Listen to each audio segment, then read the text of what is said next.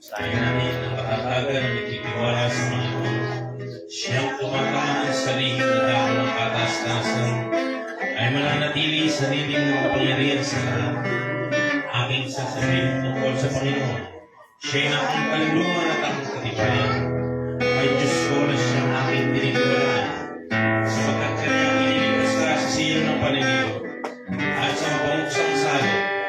Kanya napapagka ng kanyang mga buwis at sa ilalim ng kanyang mga pakpakay mga alapa, ang kanyang kapatuhan ay mula sa kapaluti.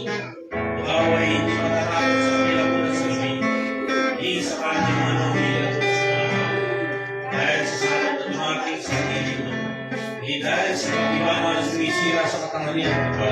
1,000 ay mabubuwal sa iyong sipin at 10,000 sa iyong kanan, ngunit hindi lalapit sa iyo.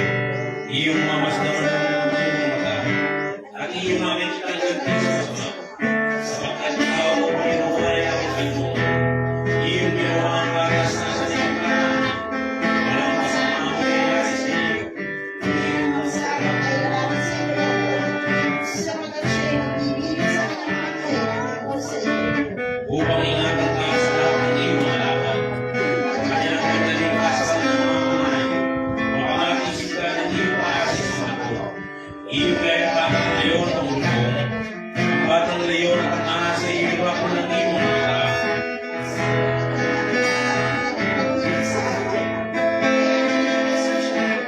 Aking ilalagay siya sa taas, Sapagkat kanyang alam mo ng pangarap ko, siya'y natawag sa akin sa sikasya.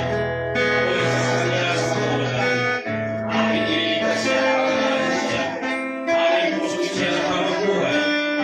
At pakita ko sa kanya ang aking pagniligtas. Hallelujah.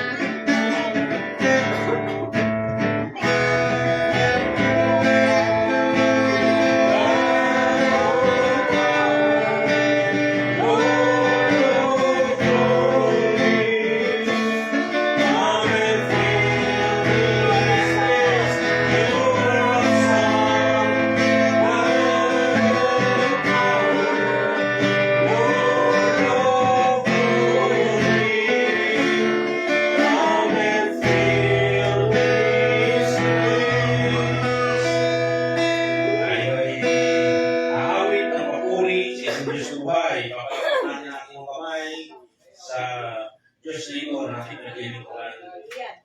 My life is My life is in you, Lord. I will praise you with all of my might. I will praise you with all of my strength, with all of my might, with all of my strength, all of my life is in you.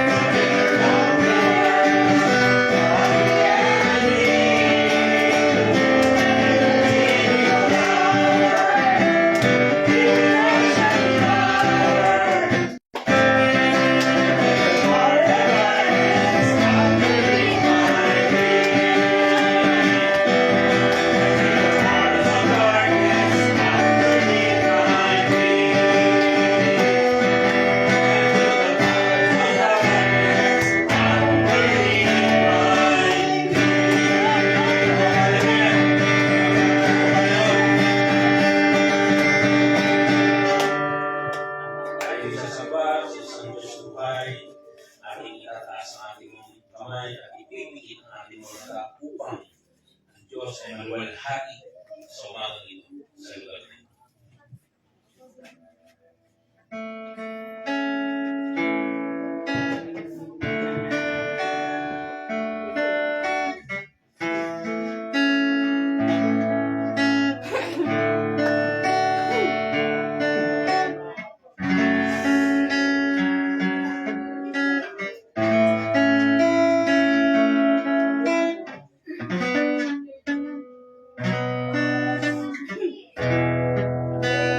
Praise the Lord.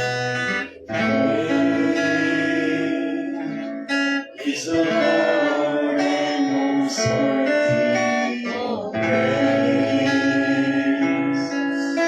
The city of our God, the holy place.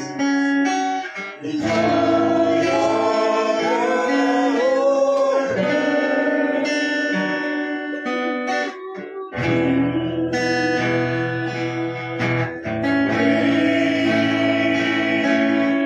Is the Lord and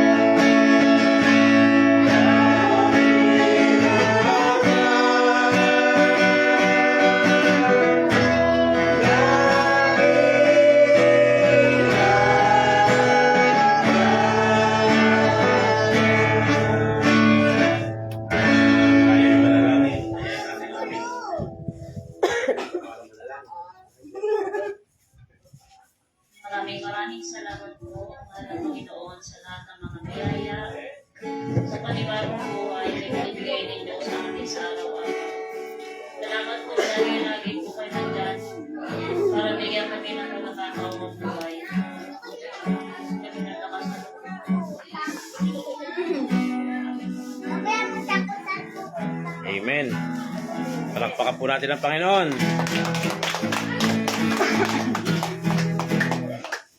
Papurihin po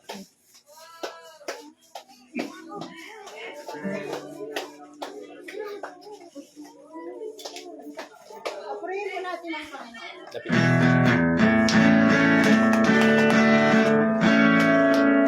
Dito po, dahil tayo kung sa ginawa po ng Panginoon po sa loob po ng isang linggo. Ako ay nagpapasalamat sa Panginoon dahil alam niyo po ba nung nabasa ko yung buong buwan, grabe po yung ginawa po ng kabutihan sa atin ng Panginoon. Sobra po akong naiyak dahil alam niyo po yung dahil po sa di ba po tayo makasalanan. And nagpapasalamat po ko sa Panginoon dahil pinubos niya po iyon. Maraming salamat po. Sister Maya, pasalamat sa Panginoon.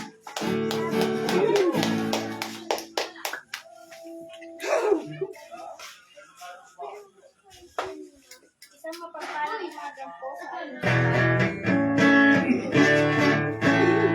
Papasalamat po ako sa Panginoon dahil sa araw-araw nating buhay, palagi niya po tayo iniingatan at pinagabayan. Nakakaraos po tayo sa araw-araw kahit po nagkakaroon na po ng mga pagtaas, lalo po ngayon ng mga bilihin. Pinupuri ko po ang Panginoon dahil kahit po ilang araw po yung laging walang pasok ang mister ko, lagi po kami nakakaraos.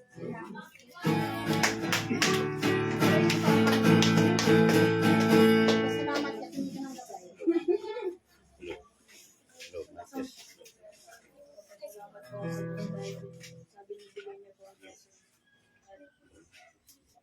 Lahat ako rin. Walang hintay.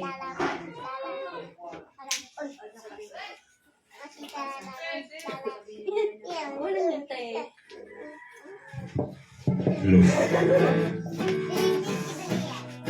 Si Nanay Peli po. Ayan, palakpakan natin ang Panginoon. Sa buhay ng Nanay Peli. Magandang umaga po sa ating lahat. Nagpapasalamat po ako sa ating Panginoon ngayong umaga nito. At lagi po akong nagsusumamo sa Kanya sa ating pagkakatipon-tipon tuwing araw ng linggo.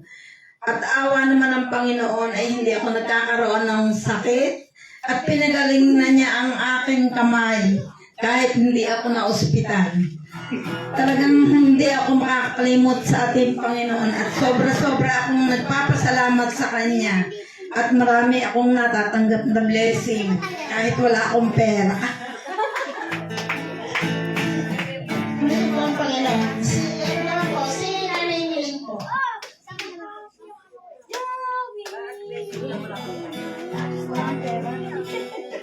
Hindi naman puro pera ang blessing. Maraming bagay.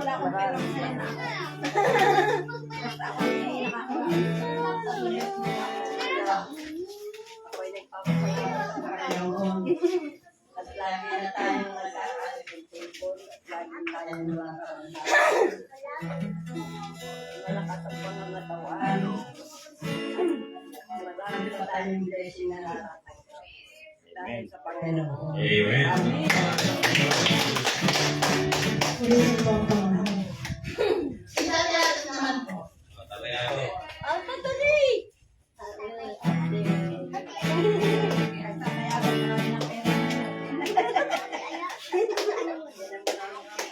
Maraming salamat po sa ating lahat.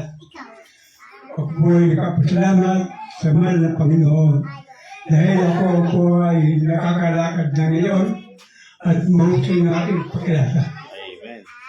Kaya po yan. Purihin po ang Panginoon sa buhay ni Kandayan po. Kasi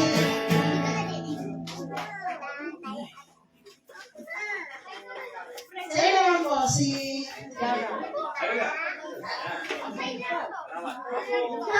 Ang kinikinay. Salamat. Hindi ko. Hindi kayo. Hindi Diyos. Amen. Yung mga kabataan.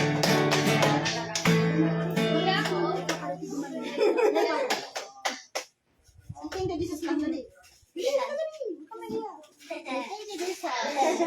Thank you, Jesus. Wala kang sakit.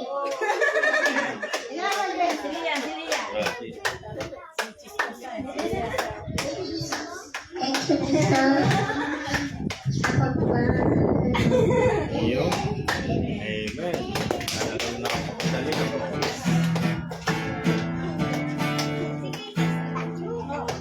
Maraming salamat po sa Panginoon dahil po nilayaw niya po kami sa sakit at binigyan niya po kami ng kalakasan sa araw-araw at sa madami pong blessings. Yun lang.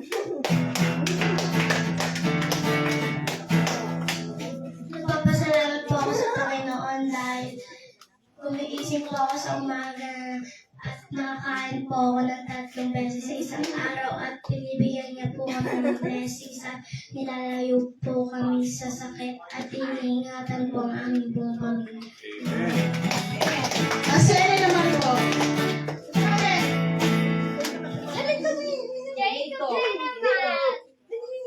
Take off tayo siya. Ako po ay nagpapasalamat dahil lagi niyo po kami magkakasama. Sama-sama po kami nakain at hindi po kami naghihiwalay. Yun po. Amen. Very good. Asene naman po si Sister Annalisa po.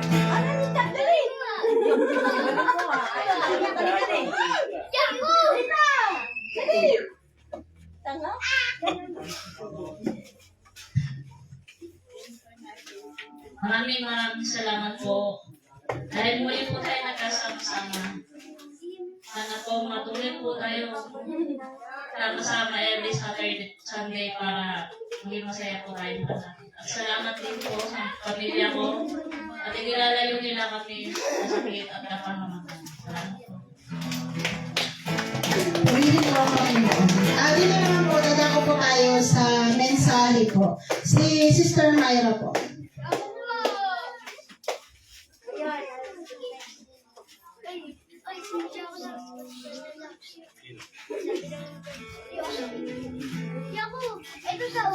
Basahin po natin sa 1:15:7. Kung kayo'y magsipanatili sa akin, at ang mga salita ko ay magsipanatili sa inyo, ihingin niyo ang anumang inyong ibigin, gagawin sa inyo. Ang sabi po dito ng Panginoon, kung tayo daw po ay mananatili sa Kanya, at ang Kanyang mga salita ay mananatili sa atin, sa atin, Kanyang pagkakaloob ang ating hiling po. Kung tayo po ay, ang ano po dito nito, kung tayo po ay hiling sa Kanya ng kaligtasan, tayo po ay Kanyang ililigtas. At kapag sinabi ng po natin sa Kanya na hihingi natin ang Kanyang hihingi po natin ang ating kagalingan ay tayo po tayong pagagalingin. At kapag naman po tayo ay minsan po hihiling po tayo sa Kanya at hindi po na ibibigay agad sa atin, may dahilan po ang Diyos, kaya po yun nangyayari. Dahil ibibigay naman po niya yun sa tamang panahon at sa tamang oras. Basta po magtiwala po tayo sa Kanya at patuloy po natin siya purihin. Purihin po natin ang mga. Amen.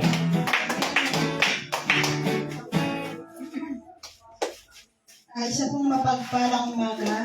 Purihin po natin ang Panginoon.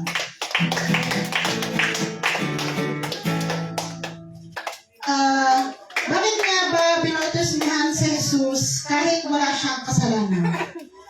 Kung mababasa po natin sa Marcos 1 verse 4, dumating si Juan na nagbautismo sa ilang at ipinangaral ang bautismo ng pagsisisi sa ikapagpapatawad ng mga kasalanan. Ang pagbautismo ay panawagan sa pagsisisi para ito sa makasalanang tao. Tanda ito ng pagbabalik loob sa Diyos. Kung mababasa po natin sa Mateo 3 verse 13 to 14, nang magagayoy naparoon si Jesus mula sa Galilea at lumapit kay Juan sa ilog ng Jordan upang siya'y bautismohan niya. Datapwat ibig ng sansalain ni Juan na nagsasabi, kinakailangan ko na ako'y iyong bautismuhan at ikaw ang naparito sa akin. Iyon po ay tanong na sabi po ni Juan na ako dapat ang bautismuhan mo. Bakit ikaw yung nagpapabautismo? Pero kahit wala kang kasalanan. Dito po sinabi ni Jesus sa Mateo 3 verse 15.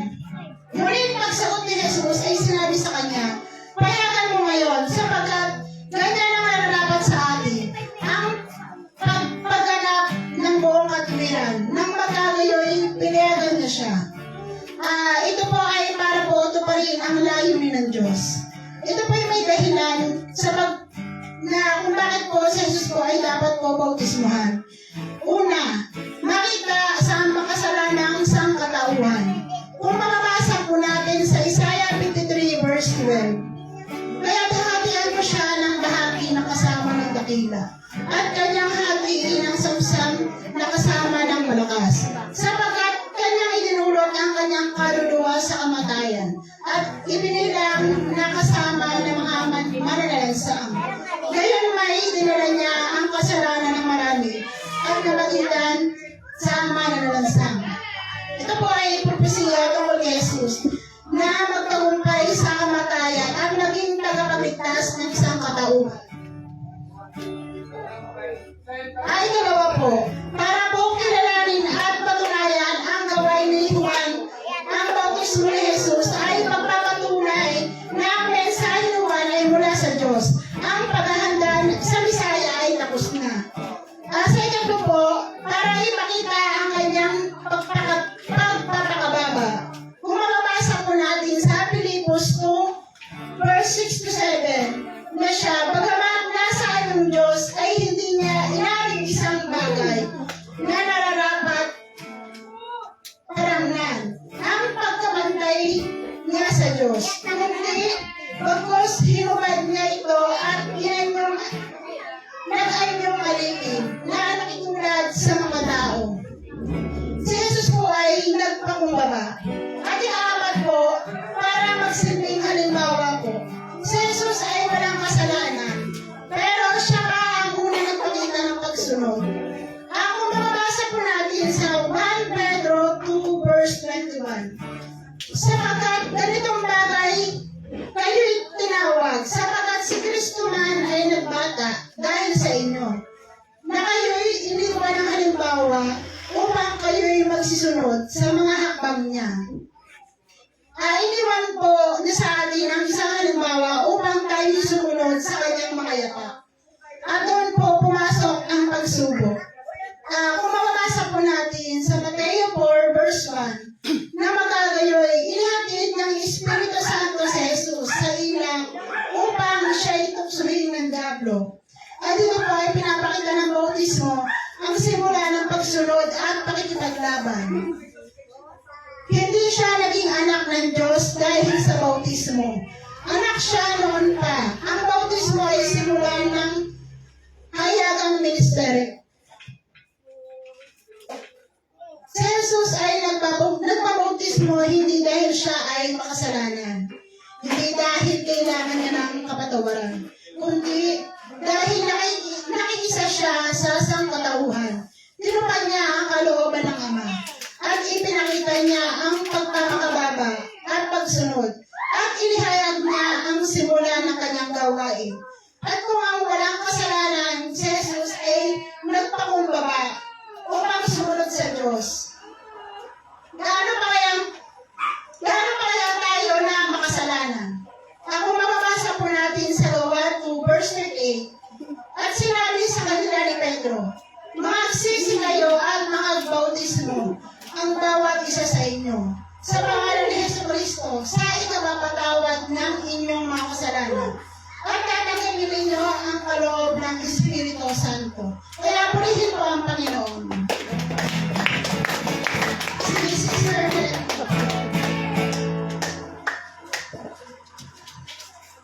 Purihin natin ang Panginoon. Promise of God, sabi ko, God will protect you. Psalms 121, 7-8. Iingatan ka ng Panginoon sa lahat ng kasamaan. Kanyang iingatan ang iyong kaluluwa. iingatan ng Panginoon ang iyong paglabas at ang iyong pagpasok mula sa kanong ito at sa kailan pa man. Sa ating paglabas sa ating bahay, sa mga tayo pupunta, trabaho, o eskwelahan, o kung saan man, nandun yung pag-iingat sa atin ng ating Panginoon, hindi niya hinahayaan na tayo ay mapahamak. Inilalalim na tayo sa gawa ng kaaway. Pero, dapat meron tayong sandata. Pag tayo umaalis, ano yung sandata natin? Panalangin. Lagi tayong mananalangin. Araw at gabi. Kaya, mahalaga ang panalangin para tayo ay maprotektahan ng ating Panginoon. Purihin ang Panginoon.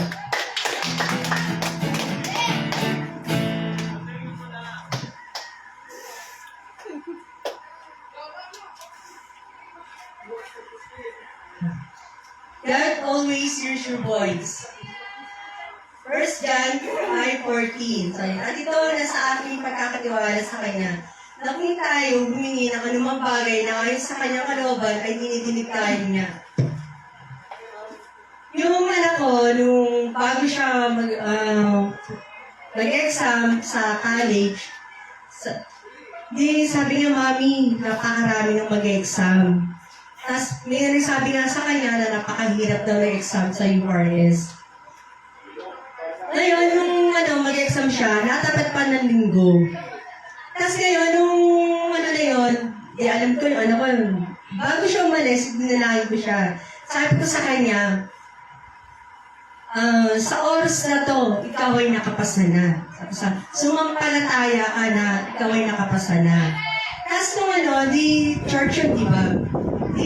Habang nag-worship, dumalangin ako sa Panginoon. Tapos sabi ko, Panginoon, ito, sa oras na to, ang aking anak ay nakapasa na. Pinagkakatiwala ko sa iyo ang lahat. Sabi ko sa kanya. Kasi nga, napakabuti ng Diyos kasi sabi ng anak ko, mga lipas ang ilang araw, sabi niya, Mami, nakapasa ako. Sabi ko, praise God, di ba sabi ko nga sa iyo, sumampalataya ka sa oras na yun ay kayo makakapasa. Purihin natin ang Panginoon. Kailangan natin ipagkatiwala sa Kanya ang lahat. God's always with you. Matthew 28:20. Itinuro niyo sa kanila na kanilang ganapin ang lahat ng mga bagay na inuutos ko sa inyo. At narito ako'y sumasa inyong palagi hanggang katapusan sa sanlibutan. Lagi siyang nandyan sa atin. Kailangan natin gawin ang kanyang kalooban. Kailangan kasi dapat talaga, hindi lang yung pagsamba, ang Bible study, dapat tayo lumalabas din. Na ipapangaral natin ang kanyang salita. Kasi ang kanyang salita ay buhay. Buhay at tapat. Diyos lang ang mabuti, walang mabuti sa tao. Kasi pag sa Diyos ka nagsabi ng mga problema mo, hindi ka mapapahama. Siya lang talagang dapat natin pagkakatiwalaan, walang iba. Sumampalataya tayo palagi sa Kanya. Ano man ang problema ang dumating sa atin, ipagkatiwala na natin sa Kanya. Siya lang talaga, wala nang iba. Kumbaga, wala tayong pagagawa sa sarili nating kakayanan. Kailangan talaga, siya lang, wala nang iba. Ang Diyos na buhay na nagbibigay sa atin ng buhay, pagpapala, siya ang Diyos na nagpapagaling. Praise God, purihin ang Panginoon.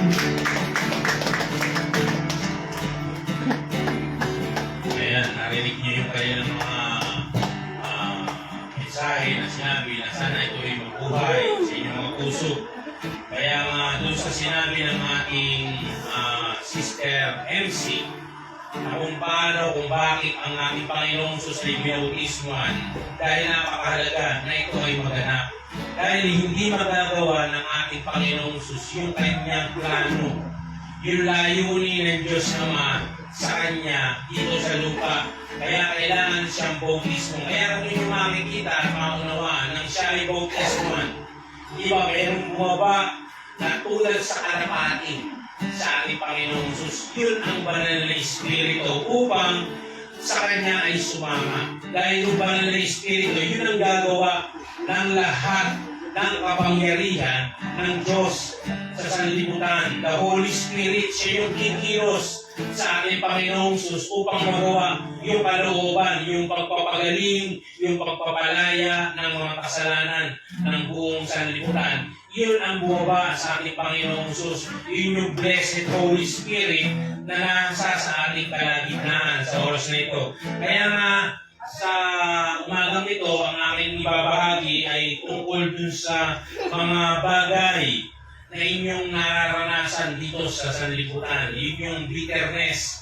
Ano yung bitterness sa Tagalog? Mga kapaitan. Mga salita na inyong tinanggap sa inyong mga, kung kayo ay may mga nakagalit, may mga nakaaway sa inyong buhay dahil hindi naman pwede, wala tayong nakagalit, wala tayong nakaalitan. Simula na tayo ipanganak dito sa sanlibutan. May mga nakaaway tayo, may mga nakagalit tayo.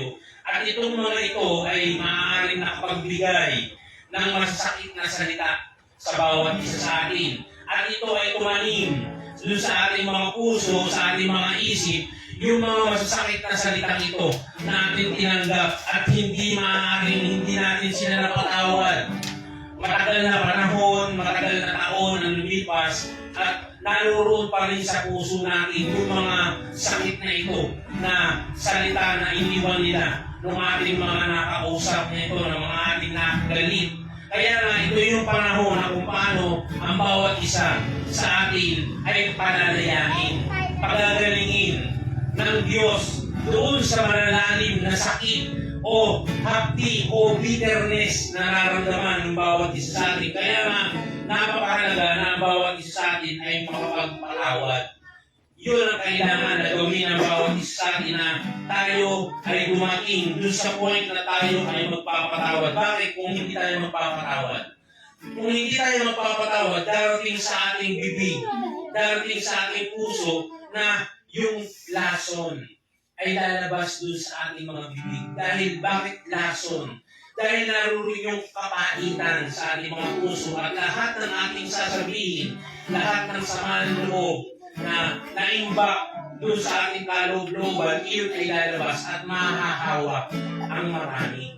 Makakahawa yun tulad sa isang sakit na nakakahawa, yung mga bitterness na ating nararamdaman. Kaya nga dito, napakahalaga. At sabi, kapag ang lason ng kapaitan o bitterness ay umalat at nahawahan niya ang isang individual. Sino yung individual? Kayo.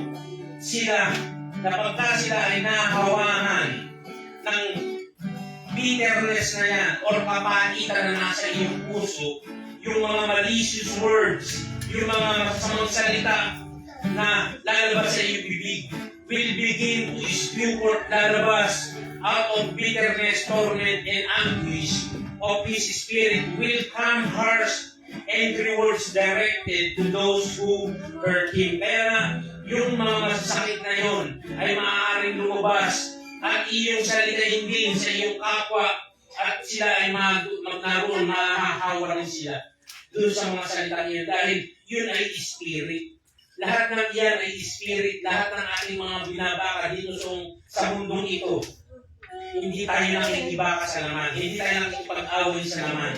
Ang ating kalaban dito ay spirit din. Si Satanas ang ating kalaban. Dahil siya yung gumagawa ng mga masasamang bagay, lahat ng masasamang salita na ibinubuka ng bibig ng mga taong hindi nakakakilala sa Panginoon na makasasakit sa iyo. Yun yung mga salita na magpapa-down o magpapahina sa iyong spiritual na pamumuhay. Kaya nga ito ay napakahalaga na makalaya ang bawat isa sa atin sa ganitong uri ng mga karanasan sa buhay ng bawat isa sa atin. Kaya ano ang sagot?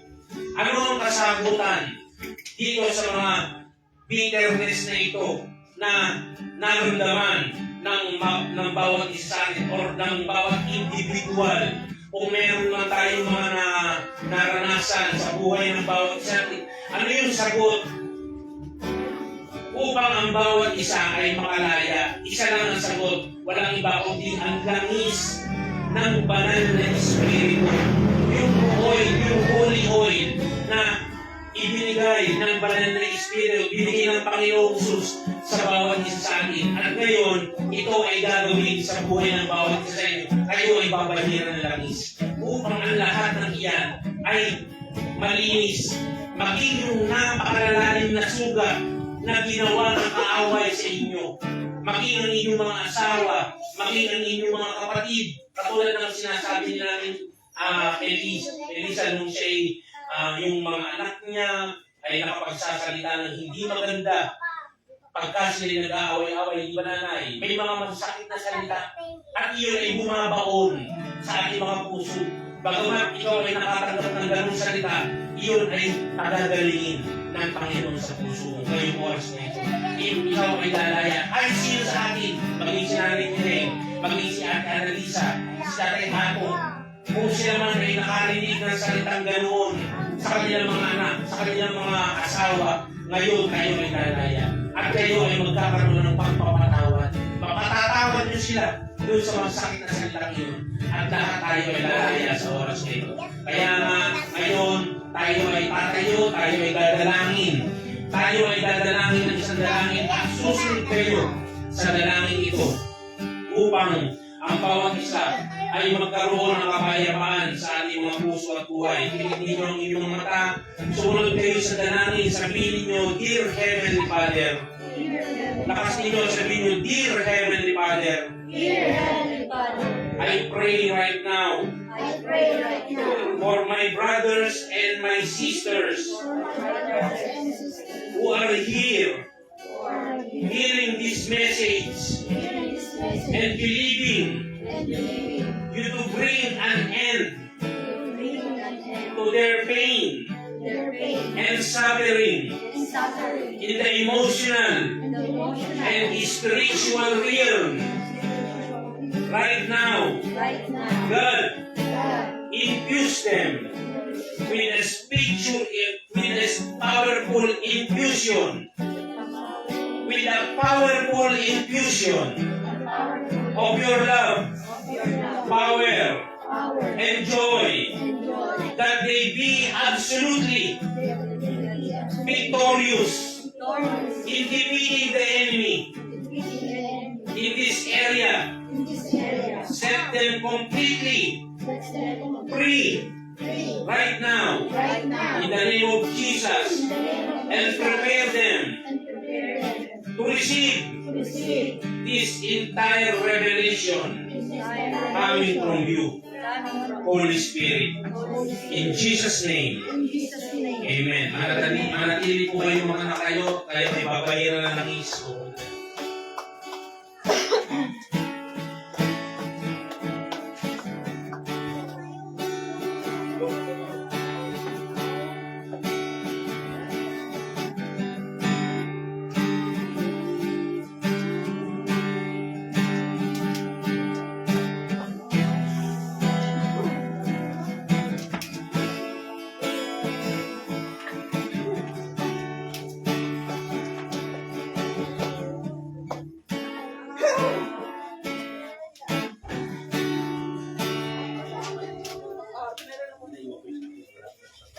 Sige po.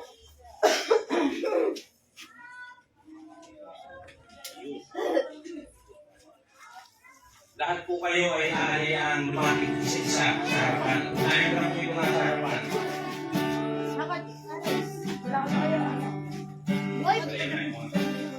Binabahid ang langis na ito sa kanang ingol ng iyong talinga. At ibinabahid sa kanang hinalaki ng iyong daliri. At sa kanang hinalaki ng iyong paa upang lakaran mo ang ginawa ng ating Panginoon. Ibinabahid sa tampok ng iyong ulo. Mula sa iyong ulo hanggang sa tampakan ng iyong paa. Ang buong kagalingan ng pagpapatawad sa pangalan ng Jesus. Sakay ng sasakyan ko dito.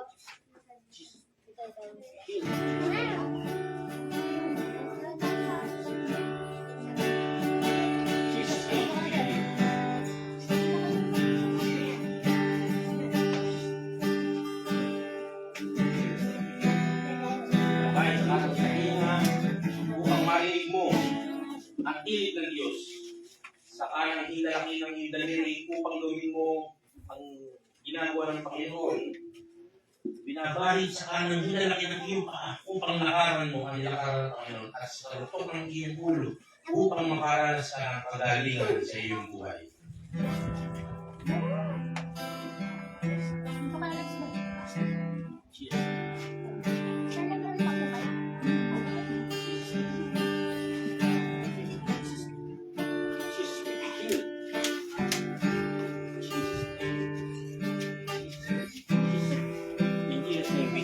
Sabi ko sa harap, yung mga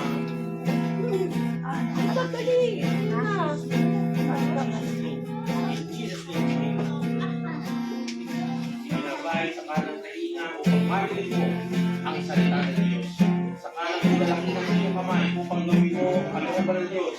Sa kanang hinalaki ng iyong paa upang lakaran mo ang nilakaran ng Panginoon. At sa kalutok ng iyong ulo upang matanggap mo ang kapuspusan ng kagalingan ng Panginoon. Bahay ka na iyon ang hintayin ang pagmalinig mo ang tinig ng Diyos. Sa iyong kanang kamay upang gawin mo ang kalooban ng Diyos at lakaran mo ang nilakaran ng ating Panginoon.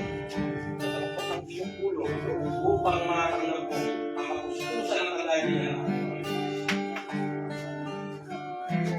Bahay ka iyon ang hintayin ang pagmalinig mo ang tinig ng Diyos. Gawin mo ang kalooban ng Diyos. Lakaran mo ang kalooban ng Diyos. At tanggapin mo ang buong kagalingan sa iyong buhay. Upang marinig mo ang tinig ng Diyos. Upang lakaran mo, gawin mo ang kalooban ng Diyos sa iyong buhay. At lakaran mo ang lakaran ng ating Panginoon. At tanggapin mo ang buong kagalingan sa iyong puso, sa iyong kaluluwa, at sa iyong espiritu.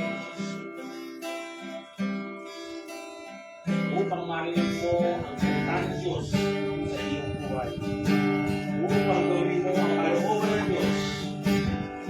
At lakaran mo ang nilakaran ng ating Panginoon. At tanggapin mo mula sa iyong ulo ang kapuspusan at ang kagalingan mula sa iyong espiritu at kaluluwa at iyong mga Jesus. Marinig mo sa iyong tainga ang tinig ng ating Panginoon Diyos. Sa iyong kamay upang gawin mo ang kalooban ng Diyos. Lakaran mo ang lakaran ng Panginoon sa pangalan ng Jesus. At tanggapin mo ang buong pagalingan sa iyong espiritu at kaluluwa at katawan ng Jesus. Tayo ay dadako sa ating communion.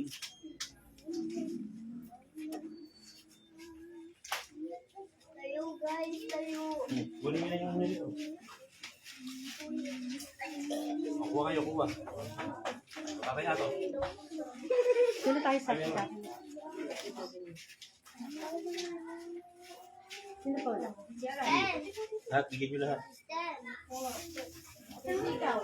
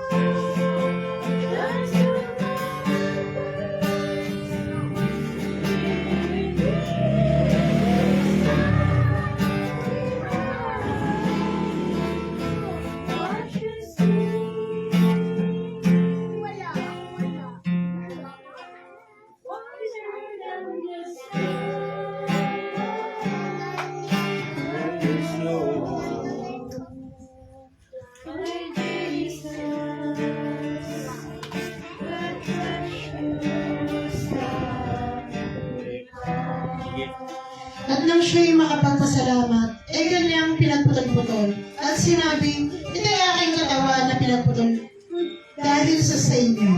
Gawin ninyo ito sa pag-aalala sa akin. At ganoon din naman, hinawakan ng saro pagkatapos na makahapon, na sinasabi, ang sarong ito ay siyang bagong tipan sa aking dugo. Gawin ninyo ito sa tuwing kayo magsisinom, sa pag-aalala sa akin.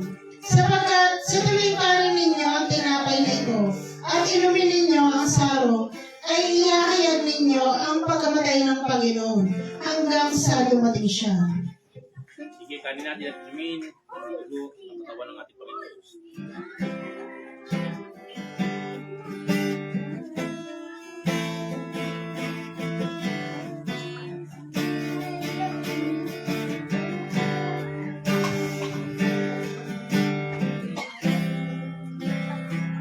Ayan, palakpakan natin ang Panginoon. Basbas ng saserdote sa mga anak ni Israel. At sinalita ng Panginoon kay Moises na sinasabi, salitain mo kay Aaron at sa kaniyang mga anak na sasabihin, sa ganitong paraan babasbasan ninyo ang mga anak ni Israel. Inyong sasabihin sa kanila, pagpalain ka nawa ng Panginoon at ingatan ka. Paliwanagin nawa ng Panginoon ang kanyang mukha sa iyo at mahabag sa iyo. Ilingap nawa ng Panginoon ang kanyang mukha sa iyo at bigyan ka ng kapayapaan. Gayon nila ilalagay ang aking pangalan sa mga anak ni Israel at aking pagpapalain sila.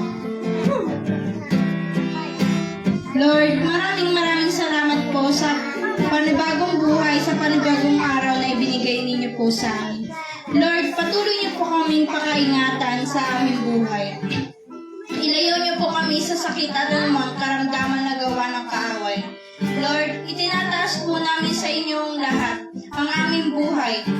Ang aming pagtitiwala sa inyo ay patuloy pa rin. Patuloy ko po namin pupurihin at sasambahin sa pangalan ni Jesus.